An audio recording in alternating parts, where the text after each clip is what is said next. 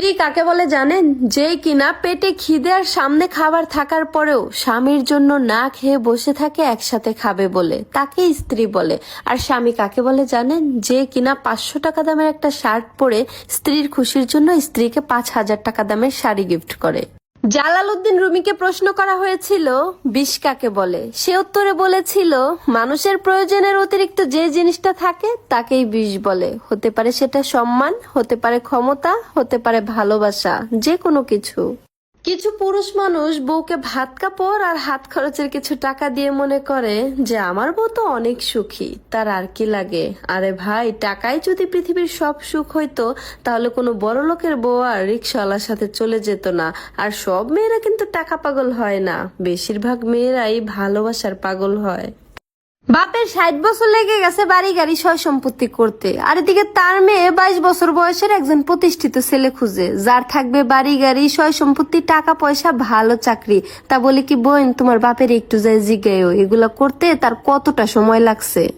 বিয়ের পর বাবার বাড়ির ভাত ততক্ষণ পর্যন্তই সস্তা যতক্ষণ পর্যন্ত আপনার বাবা বেঁচে থাকবে। এরপর স্বামীর বাড়ির ভাত ছাড়া পৃথিবীর সবার বাড়ির ভাতই অনেক দামি হয়ে যাবে। শোনো, যারা এখনো বিয়ে শাদী করো নাই কিংবা বিয়ে করবা ভাবতেছো, তাদের উদ্দেশ্যে ছোট্ট একটা টিপস। বিয়ে করলে কোর্ট ম্যারেজ করে করো, টাকা বাঁচাও, হানিমুনে বিদেশে যাও। কারণ টাকা খরচ করে আত্মীয় স্বজনদের খাওয়ানোর কোনো মানে নাই। তারা খাবেও পেট ভরে, আবার বদনামও করে যাবে বস্তা ভরে। কি স্বামীর বাড়ি ভাল লাগে না? স্বামীর কথাও শাসন মনে হয়? তাহলে স্বামীর এরাই খেয়া বেশি না 1 মাস বাপের বাড়িতে গিয়ে থাকেন, তাইলেই বুঝতে পারবেন আপন মানুষগুলো কিভাবে পর হয়ে যায়। তখন মনে হবে আমি আগে যেখানে ছিলাম সেইখানেই ভালো ছিলাম। আবেগের ঠেলায় বাপের বাড়ির মানুষের কিছু দুঃখের কথা আমার জামাইয়ের সাথে আমি শেয়ার করছিলাম। ওমা, এখন দিয়ে পানেতে চুন খসলে বেড়ায় মারে সেই কথা দিয়ে খোটা দেয়। বইনেরা যতই পিড়ি তুতলায় উঠুক না কেন, ভুলেও বাপের বাড়ির মানুষের কথা জামাইয়ের সাথে শেয়ার করবা না। হ্যালো, ইন্টারন্যাশনাল এয়ারলাইন্স থেকে বলছি। ভাইজান, 4টার সময় কোনো ফ্লাইট আছে? না নাই। 5টার সময় আছে? না নাই। 6টার সময় আছে? 1 মিনিট, আপনি যাবেন কোথায় সেটা বলেন আগে। কোথাও যাব না, কবুতর ওড়াবো। আগের বার ফ্লাইটের সাথে কবুতর আটকে গেছিল।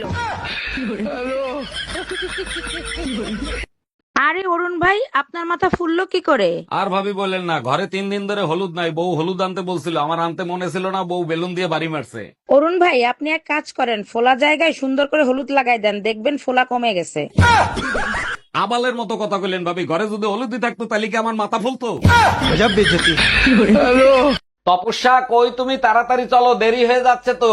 শুনো, 5 বছর পর ঘুরতে নিয়ে যাচ্ছ, এই 3 দিন ফোন বন্ধ রাখবা। আচ্ছা ঠিক আছে, ফোন সাইলেন্ট করে রাখবো। পলাশ, তোর ভাবিরে নিয়ে 3 দিনের জন্য কক্সবাজার যাচ্ছি, ভুলেও ফোন দিবি না। বলেন কি অরুণ ভাই, টুম্পা বাবের নিয়ে আবারও কক্সবাজার যাচ্ছেন?